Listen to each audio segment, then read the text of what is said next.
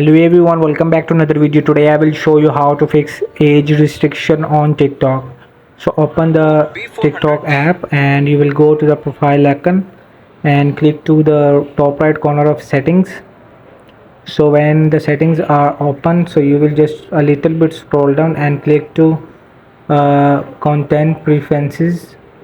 So when it's open, so here you can see the restricted mode. So you can just open it, and if you want to turn it on, you will just click to on this red button on turn on. So from here you can just see there is the setting on and off at any time.